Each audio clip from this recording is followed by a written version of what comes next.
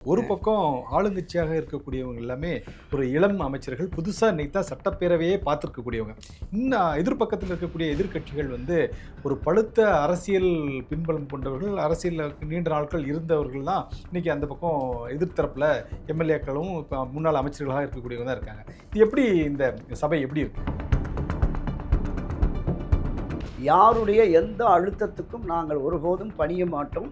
அந்த அடிப்படையில் தமிழகத்தின் உரிமையை காக்க, இந்த பேரவையின் மரபு விதியை காக்கும் வகையில் நாங்கள் தமிழ்த்தாய் வாழ்த்தை பாட வைத்து, கடந்த 3-4 ஆண்டுகளாக ஆளுநர் வாசிக்காத உரையை அவர் வாசித்து வெளியேறக்கூடிய சூழலை உருவாக்கி இருக்கிறோம்.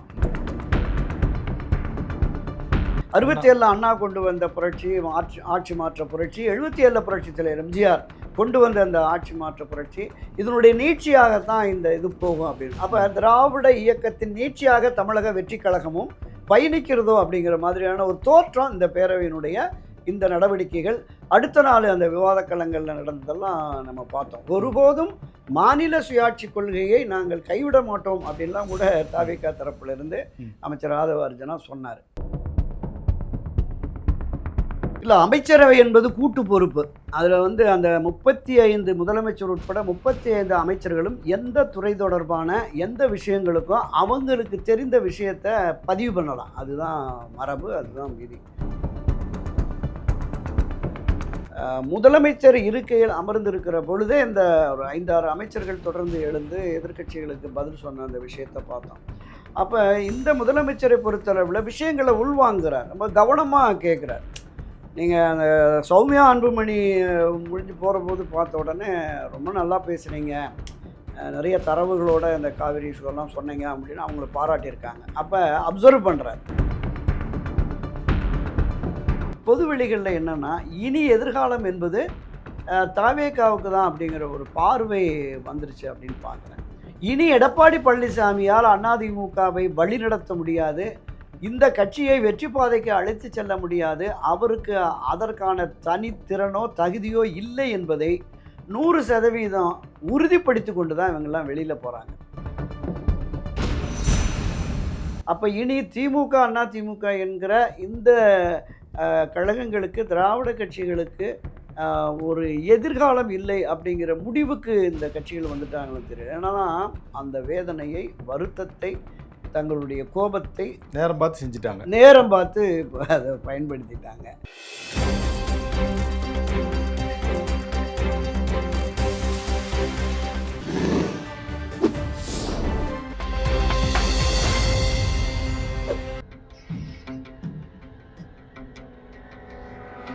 தமிழ் அலை நேயர்களுக்கு வணக்கம். இன்றைய சந்திப்பில் நம்மோடு இணைந்திருப்பவர் திராவிட இயக்க ஆய்வாளர் திரு துரை கருணா அவர்களை சந்திப்பதில் மகிழ்ச்சி.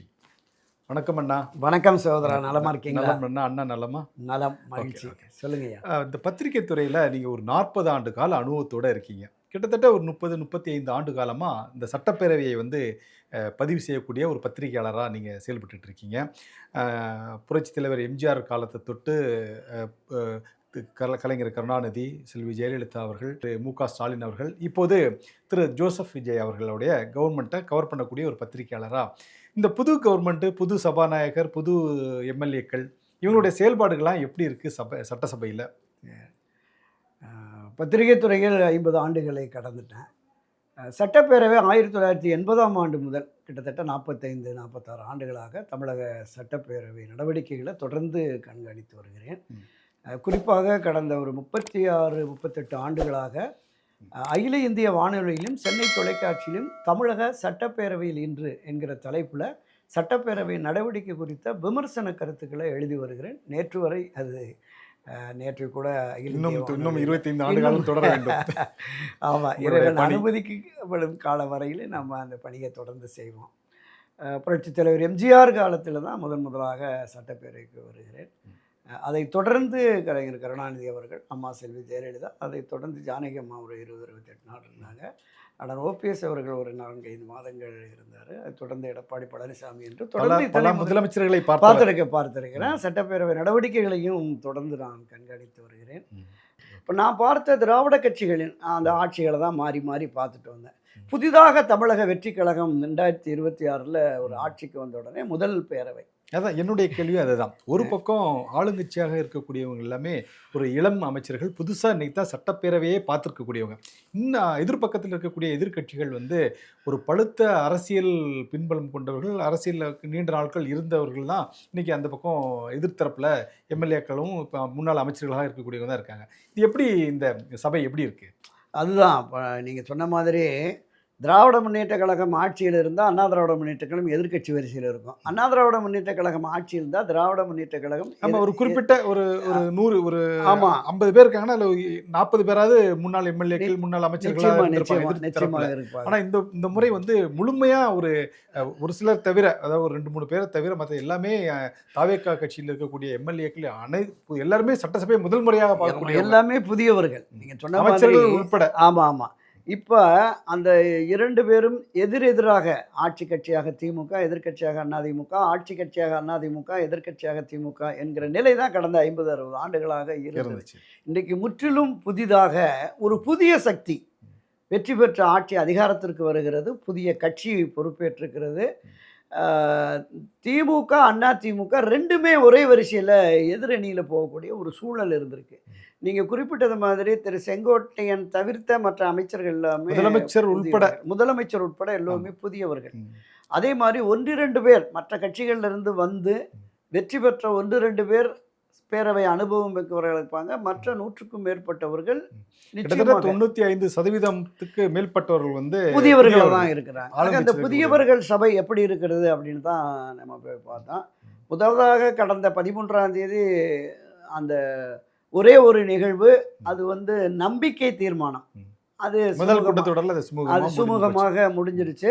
அப்போ ஒரு பெரிய மாறுதல் என்னன்னா, அண்ணா திராவிட முன்னேற்ற கழகத்தின் சார்பில் வெற்றி பெற்ற ஒரு 25 பேர் அவர்கள் அணி மாறி நம்பிக்கை வாக்கெடுப்புல வாக்களித்தார்கள். அது ஒரு பெரிய திருப்பமாக தான் நம்ம பார்க்கப்பட்டது. அதை தொடர்ந்து இப்போ இந்த ஆளுநர் உரை என்பது தொடங்கினது. ஒவ்வொரு ஆண்டின் தொடக்கத்திலுமே ஆளுநர் உரையோடு தான் அந்த ஆண்டுக்கான சட்டசபை கூட்டத்தொடர் நடக்கும். இப்போ இந்த ஆண்டு 2026 முதல் கூட்டத்தொடர் என்பது RN ரவி அவர் தொடங்கி வச்சாரு. கடந்த 2-3 ஆண்டுகளாகவே அவர் உரை வாசிக்காமலே போயிட்டார். 4 ஆண்டுகள் கடந்த 5 ஆண்டுகள் முதல் ஆண்டுகள் மட்டும்தான் ஆளுநர் உரை இடம்பெற்றது முழுமையா. ஆமாம். அதன் பிறகு வாசிக்காமலே போயிட்டாரு. புதிய அமைச்சரவை ஏற்றாலும் அந்த அமைச்சரவையினுடைய தொடக்கத்தில் ஆளுநர் உரை நிகழ்த்த வேண்டும் என்ற அடிப்படையில் இந்த முறை சட்டசபை கூடி. ராஜேந்திர அர்லேக்கர் வந்து பேரவைக்கு வருகிறார். அப்போ அவர் வருகிற பொழுதே கடந்த வாரம் கூட நம்ம பதிவு பண்ணியிருந்தோம், இவரும் RN ரவி பாணியிலேயே போயிடுவாரா அப்படிங்கிற மாதிரி. அப்படி இல்லை அப்படிங்கிற மாதிரி தான் நிகழ்வு நடந்தது. என்னன்னா, பேரவையினுடைய விதிப்படியும் மரபுப்படியும் தமிழக அரசினுடைய அந்த சட்ட விதிகளின்படியும் எந்த அரசு விழாவானாலும் தமிழ்த்தாய் வாழ்த்து முதலில் பாடப்பட வேண்டும் அப்படிங்கிறது தான். இது மாண்புமிகு ஜோசப் விஜய் அவர்கள் முதலமைச்சராக பொறுப்பு ஏற்பட்ட நிகழ்வில் வந்தே மாதரம் முதலில் தேசிய கீதம் அடுத்து 3ஆவதாக தமிழ்த்தாய் வாழ்த்துனது. அது ஒரு பெரிய கடும் விமர்சனத்துக்கு உள்ளானது. அப்பவே அமைச்சர் பெருமக்கள் பதவியேற்பு விழா 2 தடவை நடந்து 2 முறையும் அப்படிதான் இருந்துச்சு. ஆமாம். அப்போ அவங்களால் சொல்லப்பட்ட காரணம் என்னன்னா, இந்த 2மே கவர்னர் செஷன், கவர்னருடைய அதிகாரத்திற்கு உட்பட்ட நிகழ்வு. அதனால தான் அந்த அமைச்சரவையில் மத்திய அரசுடைய உத்தரவுப்படி அது நடந்தது. ஆனால் தமிழ்நாடு அரசு விழாவில் நாங்கள் அதை செய்ய மாட்டோம் அப்படின்னு அதில் உறுதியாக இருந்து தமிழ்த்தாய் வாழ்த்த முதலில் பாடி, அதை தொடர்ந்து அந்த பேரவை முடிந்ததற்கு பிறகு தான் தேசிய கீதம் இசைக்கப்படும். ஆனால் முதலிலேயே தமிழ்த்தாய் வாழ்த்த முடித்து உடனடியாக தேசிய கீதமும் இசைக்கப்பட்டது தான் திமுக மற்றவங்க வந்து ஒரு விமர்சனமாக சொன்னாங்க. ஆனால் அரசு தரப்பில் தாவேகா தரப்பில் பேசிய அமைச்சர் ராதவர்ஜனா வந்து அதை சொன்னார். ஏற்கனவே மத்திய அரசினுடைய உத்தரவுப்படி தான் இந்த முறையும் பாட வேண்டும். அந்த வந்தே மாதரம் பாடிட்டு அப்புறம் தமிழ்த்தாய் வாழ்த்து பாடிட்டு மாநில வந்தே மாதரம் தேசிய கீதம் அடுத்து தமிழ்த்தாய் வாழ்த்து தான் சொன்னாங்க. நாங்கள் ஏற்கவில்லை. யாருடைய எந்த அழுத்தத்துக்கும் நாங்கள் ஒருபோதும் பணிய மாட்டோம். அந்த அடிப்படையில் தமிழகத்தின் உரிமையை காக்க, இந்த பேரவையின் மரபு விதியை காக்கும் வகையில் நாங்கள் தமிழ்த்தாய் வாழ்த்தை பாட வைத்து, கடந்த 3-4 ஆண்டுகளாக ஆளுநர் வாசிக்காத உரையை அரசினுடைய அத்தனை கிட்டத்தட்ட 57 பத்திகள் 40 பக்கங்கள் அத்தனையுமே அவர் வாசித்து வெளியேறக்கூடிய சூழலை உருவாக்கி இருக்கிறோம் அப்படின்னாங்க. அதான் அந்த ஒரு உரையில கூட மத்திய அரசை கடுமையாக விமர்சித்து சில பாயிண்ட்லாம் இருந்துச்சு. மும்மொழி கொள்கையை நாங்க கொண்டு வர மாட்டோம். மத்திய அரசு அழுத்தத்துக்கு நாங்க உட்பட மாட்டோம். இது போன்ற நிறைய பாயிண்ட்ல இருந்தபோது கூட அதே ஆளுநர் வந்து மத்திய அரசினுடைய பிரதிநிதியா இருக்கக்கூடிய ஆளுநர் வாசித்துட்டு தான் போனார் முழுமையா. அதுதான். முதல் கூட்டத்துல ரவி வந்து சில விஷயங்கள மாத்தி சொல்லிட்டாரு. ம். பெரியார், அண்ணாவெல்லாம் குறிப்பிடல அப்படிங்கிற குற்றச்சாட்டு இருந்தது. அது கான்ட்ரோவர்ஷியலா இருந்தது. அடுத்த 3 தான் அவர் வாசிக்காமலே வெளியில போனது.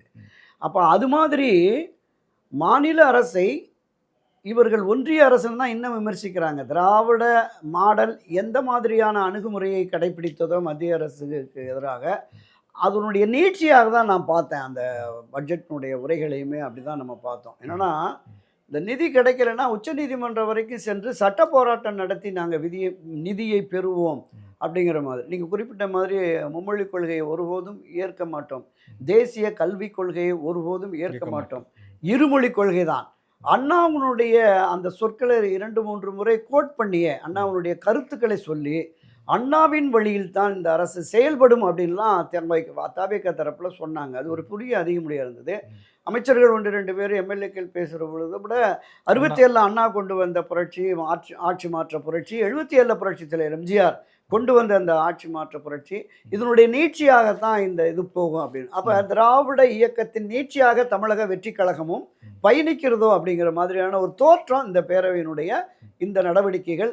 அடுத்த நாள் அந்த விவாத களங்களில் நடந்ததெல்லாம் நம்ம பார்த்தோம். ஒருபோதும் மாநில சுயாட்சி கொள்கையை நாங்கள் கைவிட மாட்டோம் அப்படின்லாம் கூட தவிக தரப்பிலிருந்து அமைச்சர் ஆதவ அர்ஜுனா சொன்னார்.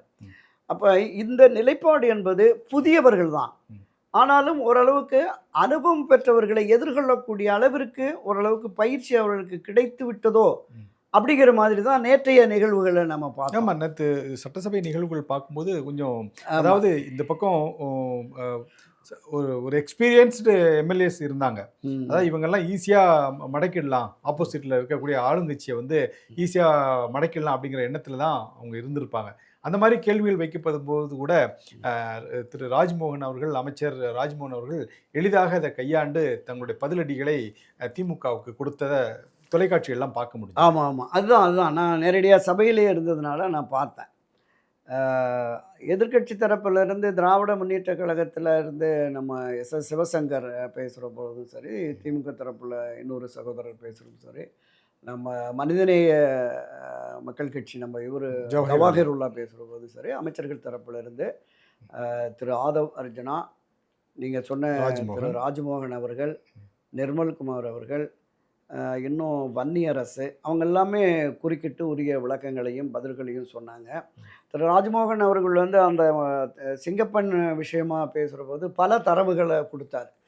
எவ்வளவு சமூக விரோதிகள் கைது செய்யப்பட்டிருக்கிறார்கள், என்ன மாதிரியான நடவடிக்கை, இப்போ முதற்கட்டமாக சிங்கப்பெண் படையில் என்ன, அடுத்து இன்னும் 2 கட்ட பணிகள் என்னங்கிறதெல்லாம் ரொம்ப டீட்டெயில்டாக சொல்லியிருந்தாங்க. அது கூட ஒரு விமர்சனத்துக்கு உள்ளாச்சு சார். அதாவது முதலமைச்சர் கையில் இருக்கக்கூடிய உள்துறை சம்பந்தமான தகவல்களை வந்து கல்வித்துறையை பார்க்கக்கூடிய திரு ராஜ்மோகன் கொடுக்கிறார், முதலமைச்சர் ஏன் வாய் திறந்து சொல்ல மாட்டேங்கிறார் அப்படிங்கிற விமர்சனம் வந்துச்சு. இல்லை, அமைச்சரவை என்பது கூட்டு பொறுப்பு. அதில் வந்து அந்த 35 முதலமைச்சர் உட்பட 35 அமைச்சர்களும் எந்த துறை தொடர்பான எந்த விஷயங்களுக்கும் அவங்களுக்கு தெரிந்த விஷயத்தை பதிவு பண்ணலாம். அதுதான் மரபு, அதுதான் விதி. ஆனால் கடந்த காலங்களில் நம்ம பார்த்தோம், மரியாதைக்குரிய அம்மா செல்வி ஜெயலலிதா அவர்கள் வந்து எந்த துறைனாலும் அவங்க ஃபிங்கர் டிப்ஸில் வச்சுருப்பாங்க. அமைச்சர் தயங்குறாருன்னு தெரிஞ்சனா உடனே எந்திரிச்சு இவங்களே சொல்லுவாங்க. அப்போ முதலமைச்சர் சொல்ல வேண்டிய அந்த விஷயம், நீங்கள் சொன்ன அந்த காவல்துறை தொடர்பான உள்துறை கொடுத்த தகவல்கள் இருக்குல்ல, அது முதலமைச்சருக்கு வந்து அவர் தான் சொல்லியிருக்கணும். மற்ற துறைகளுக்கான கேள்விகளுக்கு கூட தேசிய கீதம் வந்து நீங்கள் முதலே படிச்சிட்டீங்க, அது வந்து தவறுன்னு சொல்கிறதுக்கு நீங்கள் சொல்கிற மாதிரி ஒரு கூட்டு பொறுப்பில் திரு ராஜ்மோகன் அவர்கள் பதிலளித்தார். நல்லாவே சிறப்பாக கையாண்டார் அந்த விஷயம். ஆமாம், அவர் திரு சிவசங்கரன் அவர்கள், முன்னாள் அமைச்சர் சிவசங்கரன் அவர்கள் கேட்குற கேள்விக்கு ஒரு ஆப்டான ஒரு பதிலை வந்து அவர் கொடுத்தார். சபையில் உள்ள எல்லாருமே வந்து கைத்தட்டி ஆரவாரம் செஞ்சாங்க. அது ஏற்றுக்கொள்ளக்கூடிய விஷயம்தான். ஆனால் முதலமைச்சர் தொடர்புடைய காவல்துறையும் உள்துறையும் குறித்து சிங்கப்பெண் குறித்து கேள்வி எழுப்பும் போது அதை முதலமைச்சர் சொல்லியிருந்தா இன்னும் கொஞ்சம் நல்லா இருந்திருக்கு. அதுதான் நான் சொல்லிங்கிற ஒரு இப்போ அரசு தரப்பிலிருந்து காவல்துறை தரப்பிலிருந்து குறிப்பாக உள்துறையிலிருந்து தான் அந்த தகவல்கள் அமைச்சருக்கு கிடைக்கிறது. அதை முதலமைச்சர் தான் அந்த தகவல்களை வாங்கி சொல்லியிருக்கணும். நான் அதுதான் சொன்னேன்.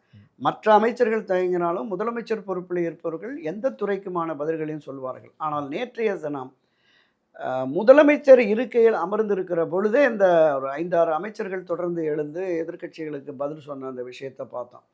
அப்போ இந்த முதலமைச்சரை பொறுத்தளவில் விஷயங்களை உள்வாங்குறார், ரொம்ப கவனமாக கேட்குறார்.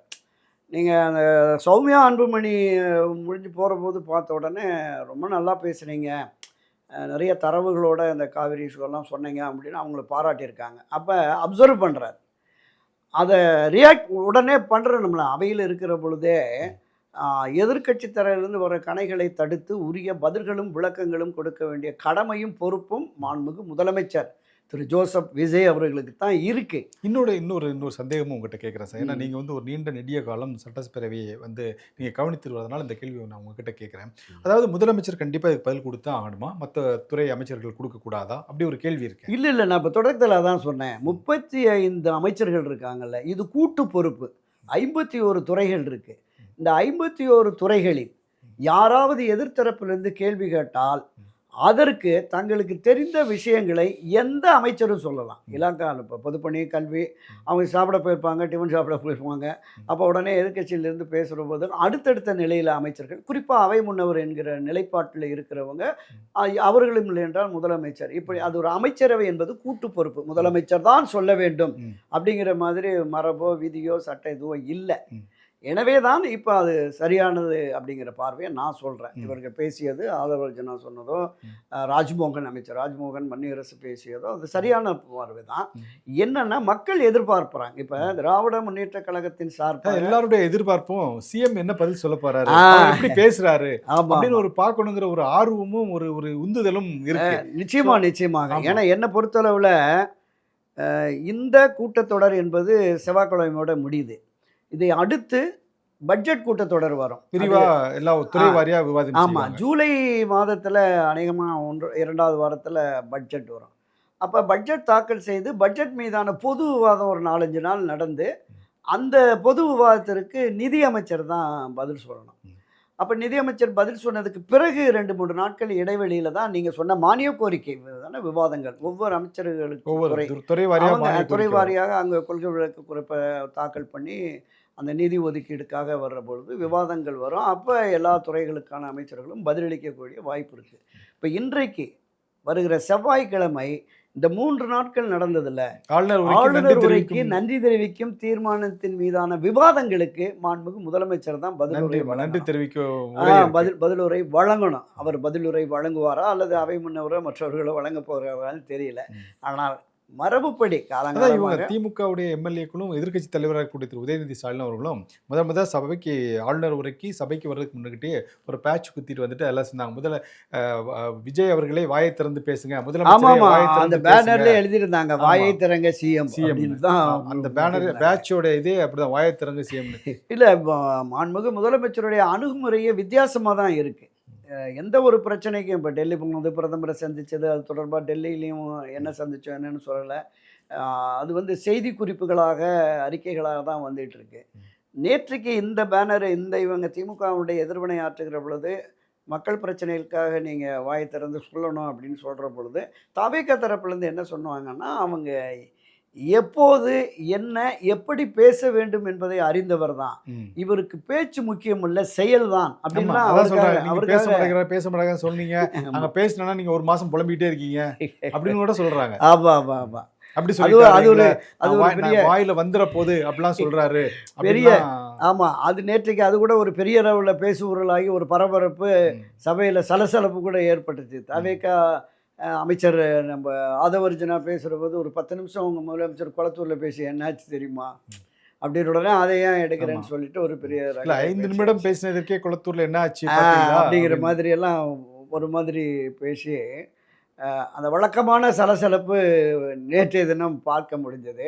ஆனால் மிகச்சிறந்த வழக்கறிஞரும் அனுபவம் பெற்றவருமான மரியாதைக்குரிய பேரவைத் தலைவர் ஜெய்சிடி பிரபாகர் அதை ரொம்ப எளிதாக கையாளுறார். 2 தரப்புமே அவருடைய அணுகுமுறை பாராட்டப்படுறது. ஆமாம், பேசுறதுக்கான வாய்ப்பு கொடுக்குறாரு, பாயிண்ட் ஆஃப் ஆர்டருக்கு வாய்ப்பு கொடுக்குறாரு.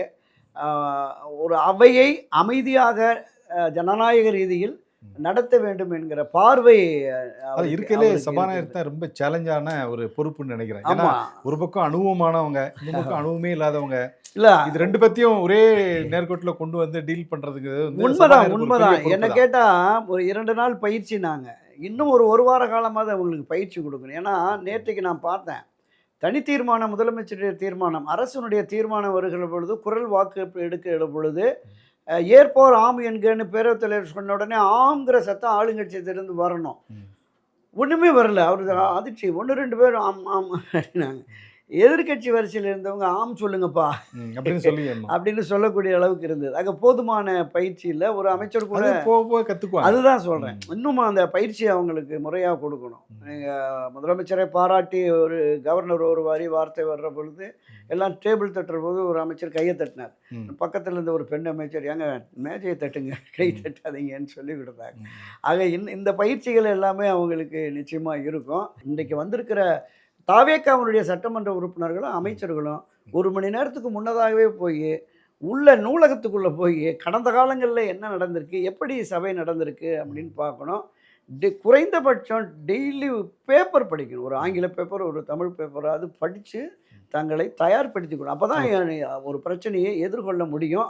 நிச்சயமாக அதெல்லாம் கற்றுக்கொண்டு ஆட்சியை சிறப்பாக கொண்டு செல்வார்கள் என்று நம்பலாம். வருங்காலத்தில் அவங்களும் ஒரு சிறந்த சட்டமன்ற உறுப்பினர்களாகவும் அமைச்சர்களாகவும் ஜொலிப்பாங்கன்னு நம்ம எதிர்பார்க்குறோம். ஓகே சார், இது ஒரு பக்கம் இருந்தாலும் இன்றைக்கு செய்தித்தாள்களில் வந்தக்கூடிய செய்தி என்ன அப்படின்னா, தாவேக்காவுடைய உறுப்பினர்களுடைய எண்ணிக்கை 2 கோடியை தாண்டி விட்டது அப்படின்னு. இன்றைக்கி பார்த்தீங்கன்னா ஒவ்வொரு சனிக்கிழமை, கடந்த சனிக்கிழமை, அதற்கு முந்தைய சனிக்கிழமை, இன்னைக்கு உள்பட நாட்கள் எல்லாமே எல்லா சனிக்கிழமையும் தாவேக்கா அலுவலகம் இருக்கக்கூடிய பனையூர் இல்லத்தை முற்றுகையிட்டு ஏராளமானவர் வந்து தங்களை இணைத்துக் கொள்வதற்கு ஆர்வம் காட்டுறாங்க. இதில் அதிமுகவில் இருக்கக்கூடிய முன்னாள் அமைச்சர்கள், முன்னாள் சட்டமன்ற உறுப்பினர்கள் உட்பட ஏராளமானவர் போயிருக்காங்க. இதெல்லாம் ஒரு ஆச்சரியமாக பார்க்கப்படலை. ஏன்னா வழக்கமாக வந்து ஆட்சி அதிகாரம் எந்த கட்சியில் இருக்கோ அவங்கெல்லாம் போய் இணையக்கூடியது வந்து வழக்கமான ஒரு நிகழ்வு தான். இன்றைக்கி அதிமுகவுடைய நிலை வந்து கொஞ்சம் கொஞ்சமாக தேஞ்சிட்டு வருது. இருக்கக்கூடியவங்கெல்லாம் போய் நிறைய பேர் அங்கே இணையக்கூடிய ஒரு வாய்ப்பு இருக்குது. ஒரு ஆச்சரியத்தக்க நிகழ்வு கடந்த 2 தினங்களுக்கு முன்பு நடந்தது. அதாவது கம்யூனிஸ்ட் கட்சியை சேர்ந்த, அதாவது அந்த கம்யூனிஸ்ட் கட்சியினுடைய பாரம்பரியத்தில் வந்த ஒருவர் வந்து தாவேக்காவில் போய் இணைந்தது பெரும் பேசுபொருளாக மாறியது. அந்த கம்யூனிஸ்ட சித்தாந்தத்தில் ஊறிய திரு சி மகேந்திரன் அவர்கள் தேசிய பொறுப்புலலாம் இருந்தவர். அவர் இன்னைக்கு போய் தாவேக்காவில் இணைஞ்சிருக்கிறாருங்கிறது ஒரு பேசு பொருளாக மாறினதோடு மட்டும் இல்லாமல் எல்லாருடைய இமைகளையும் விழிக்கக்கூடிய அளவுக்கு இருந்துச்சு. அதை எப்படி பார்க்குறீங்க? இது ஒரு 2 விதமாக எடுத்துக்கலாம். இந்த திராவிட கட்சிகளுக்கு மாற்றாக தமிழகம் வெற்றி கழகம் வந்துடுச்சு. இதற்கு இளைஞர்கள் மத்தியில், பெண்கள் மத்தியில் ஒரு மிகப்பெரிய செல்வாக்கு வந்து விட்டது. ஆட்சி கட்சியில் 6 முறை இருந்த திராவிட முன்னேற்ற கழகம், 7 முறை ஆட்சி கட்சியாக இருந்த ஆட்சியை நடத்திய அண்ணா திராவிட முன்னேற்ற கழகம், இந்த 2 கழகங்களின் மீது பொதுவெளிகளில் ஏற்பட்ட அந்த தாக்கம் என்பது ஒரு அதிருப்தினே வச்சுக்கலாம். அந்த அதிருப்தி என்பது ஒரு புதிய அரசு அமைய வேண்டும் என்கிற நோக்கத்தில் இது வந்துருச்சு. இதற்கு ஒன்றும் பெரிய அளவில் வலுவான கட்டமைப்பு இல்லை. பொதுவெளிகளில் என்னென்னா, இனி எதிர்காலம் என்பது தாவேக்காவுக்கு தான் அப்படிங்கிற ஒரு பார்வை வந்துருச்சு அப்படின்னு பார்க்குறேன். இதை தாண்டி அண்ணா திராவிட முன்னேற்ற கழகத்திலிருந்து இப்படி கொத்து கொத்தாக போய் முன்னாள் அமைச்சர்கள், முன்னாள் எம்பிக்கள், முன்னாள் எம்எல்ஏக்கள், இன்றைக்கி இருக்கிற எம்எல்ஏக்கள் உட்பட பலரும் போய் சேர்வது என்பது அண்ணா திராவிட முன்னேற்ற கழகத்தை வழிநடத்துகிற எடப்பாடி பழனிசாமியினுடைய அவருடைய அந்த ஒரு பிடிவாதம், சர்வாதிகாரத்தனம், ஒரு தாந்தோண்டித்தனமான செயல்களில் ஈடுபட்டவனுடைய விளைவு தான். இனி எடப்பாடி பழனிசாமியால் அதிமுகவை வழிநடத்த முடியாது, இந்த கட்சியை வெற்றி பாதைக்கு அழைத்து செல்ல முடியாது, அவருக்கு அதற்கான தனித்திறனோ தகுதியோ இல்லை என்பதை 100% உறுதிப்படுத்தி கொண்டு தான் இவங்கெல்லாம் வெளியில் போகிறாங்க. நான் பல பதிவுகளில் குறிப்பிட்டது மாதிரி போகக்கூடாது. உங்களுக்கு 40 ஆண்டு 50 ஆண்டு அதிமுகவில் இருந்தோம், நான் தலைவர் காலத்தில் இருந்தேன், அம்மா காலத்தில் இருந்தேன், இன்றைக்கு கட்சி மோசமாக இருக்குன்னா, இன்றைக்கு கட்சி ஒரு இக்கட்டான நிலையில் இருக்கிற பொழுது இந்த கட்சியை இங்கே இருந்து நிர்வாகத்தை சீரமைத்து பிடிவாதமாக இருக்கிற எடப்பாடி பழனிசாமியை ஒரு அழுத்தம் கொடுத்து செயற்குழு பொதுக்குழு கூட்டி விவாதித்து கட்சியை மீண்டும் கட்டமைப்பதற்கு ஒரு மறுகட்டமைப்பு, ஒரு மறு சீராய்வு, இதற்கு பாடுபட வேண்டுமே தவிர திடீரென முகாம் மாறி ஆட்சி கட்சியில் போய் சேருவது என்பது நிச்சயமாக அது ஏற்க முடியாத செயல்தான். அவரவர்கள் தங்களுடைய அரசியல் இருப்பை தக்க வைத்து கொள்ளவும், பதவி பொறுப்புகள் வேண்டும் என்கிற அடிப்படையில் தான் போகிறாங்க. ம். நிர்வாகிகளாக இருந்தவர்கள் தான் போகிறாங்க. காலமெல்லாம் ரெட்டலைக்கு வாக்களித்த இந்த 1 கோடிக்கு மேற்பட்ட 1.25 கோடி 1.5 கோடிக்கு மேற்பட்ட இந்த தொண்டர்கள் இருக்காங்கல்ல, அவங்க இன்னும் மாறலை. இன்னுமே அவங்க புரட்சி தலைவர் எம்ஜிஆர், செல்வி ஜெயலலிதா, இரட்டை இலை இதுதான் நம்முடைய சொத்து, இதிலே நம்ம பயணிப்போங்கிற அந்த நிலைப்பாட்டில் இருக்கிறாங்க.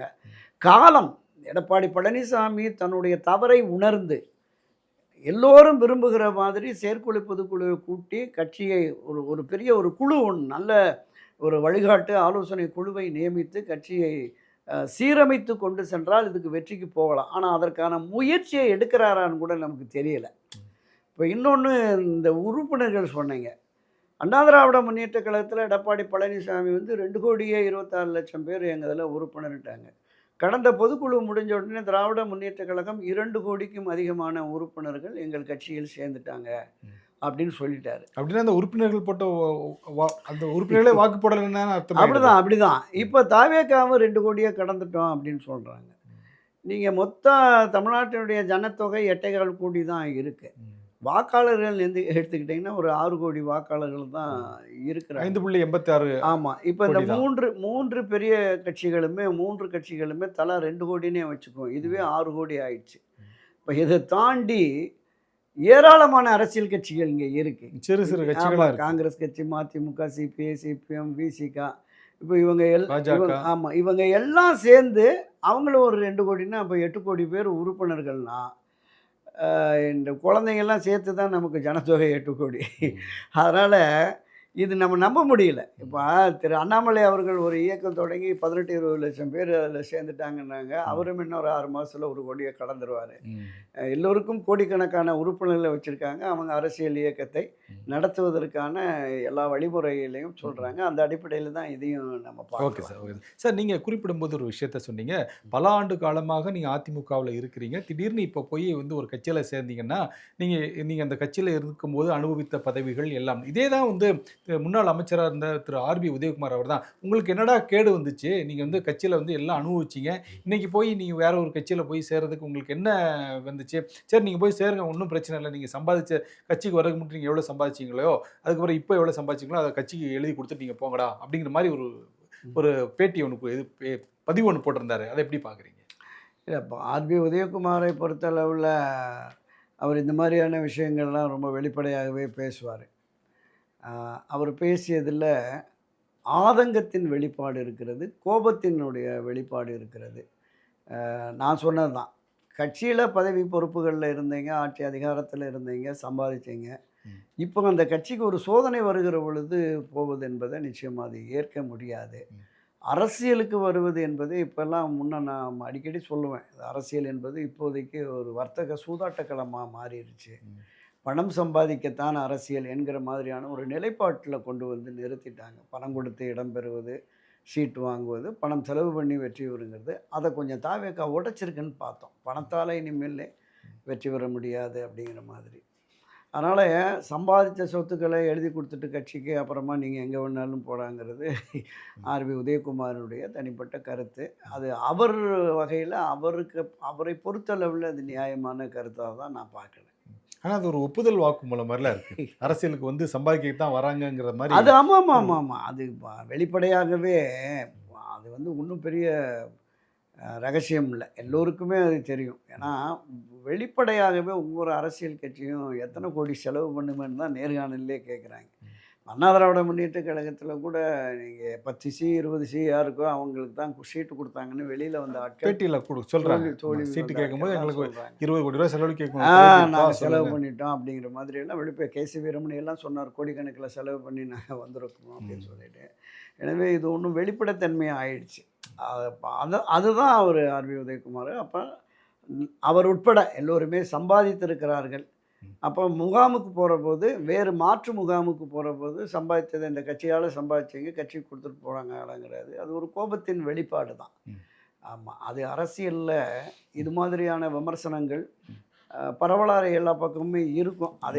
அதில் ஒன்றா உதயகுமார் கருத்தையும் நம்ம எடுத்துக்கலாம். Okay sir, okay sir. Sir, இந்த திமுக கூட்டணியில் இருந்த கட்சிகள், பெரும்பாலான கட்சிகள், இன்னைக்கு செய்தி என்ன அப்படின்னா, IUML இந்திய யூனியன் முஸ்லீம் லீக் வந்து திமுக கூட்டணியிலேருந்து நாங்கள் வெளியேறுகிறோம் அப்படின்னு சொல்லி அவங்க தீர்மானம் முடிவு எடுத்துட்டாங்க.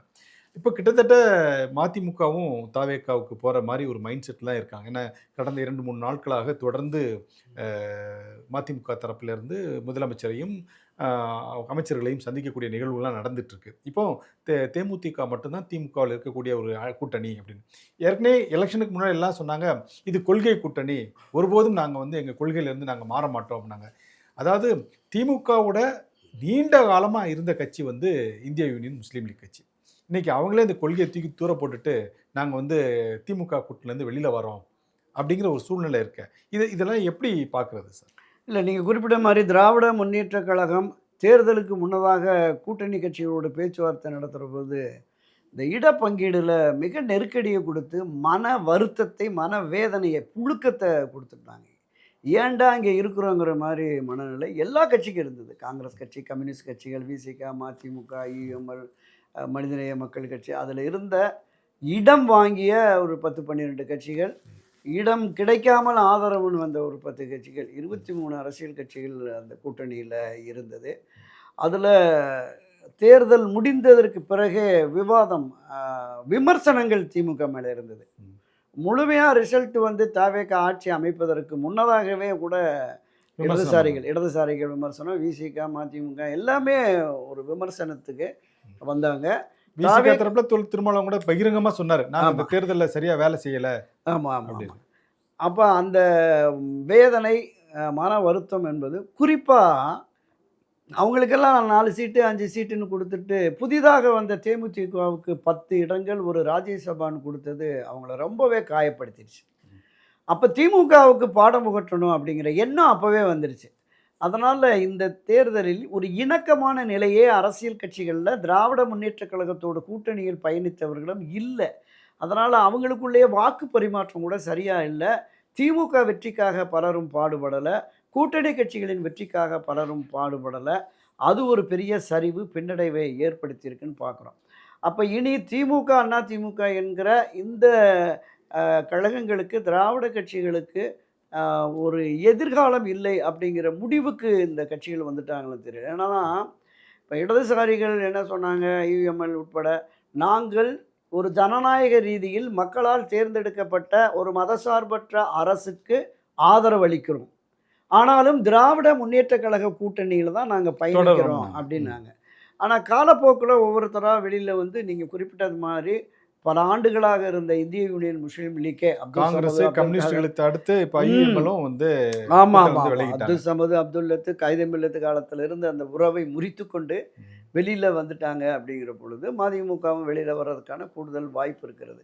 அப்போ திராவிட முன்னேற்ற கழகத்துக்கு ஏற்பட்ட அந்த சரிவை அவர்கள் தேர்தலின் போது தங்களிடம் நடந்து கொண்ட விதம், ஏன்னா 2021 6-6ன்னு கொடுத்து அவங்கள வந்து கூட்டணியில் வச்சுருந்தாங்க. அதை விடவும் குறைவான இடங்கள் இப்போ கொடுத்ததனுடைய விளைவு அந்த வேதனையை, வருத்தத்தை, தங்களுடைய கோபத்தை நேரம் பார்த்து செஞ்சுட்டாங்க, நேரம் பார்த்து இப்போ அதை பயன்படுத்திட்டாங்க.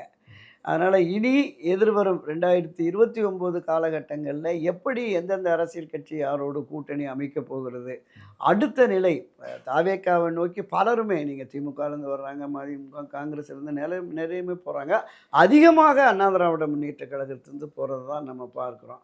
எனவே தாவேக்கா என்கிற இந்த புதிய சக்தி இங்கே இருக்கிற அரசியல் கட்சிகளை வந்து ஒரு பெரிய குழப்பத்திற்கு ஆளாக்கி விட்டது. அரசியல் எதிர்காலம் தங்களுக்கு செழிப்பாக இருக்க வேண்டும் என்று கருதுகிறவர்கள், இங்கு சென்றால் நமக்கு பதவிகள், பொறுப்புகள், இந்த ஊரக உள்ளாட்சி தேர்தலில் ஒரு 1.5 லட்சத்துக்கு மேலே இடம் இருக்குது. பேரூர், நகராட்சி, ஊராட்சி, இதில் இருக்கிற வார்டு கவுன்சில் அதெல்லாம் இருக்குது. அப்போ அங்கே போனால் ஒரு கணிசமான இடங்களை பெற்று விடுவோம் அப்படிங்கிற மாதிரியான அந்த சிந்தனை தான். பதவி, பொறுப்பு, தங்கள் அரசியல் இருப்பை தக்க வைத்து கொள்ள வேண்டும் என்று விரும்புகிறவர்கள் முகாமாறுகிறார்கள், இடம் மாறுகிறார்கள். இது வந்து காலத்தின் கோலம், காலத்தின் கட்டாயம் அப்படின்னு இப்போ சொல்லலாம். ஓகே சார், காலத்தின் கோலம்னு சொல்லி முடிச்சிருக்கீங்க. ஓகே சார், தொடர்ந்து பார்க்கலாம் சார். அதுக்கு நன்றி, வணக்கம். நன்றி, வணக்கம்.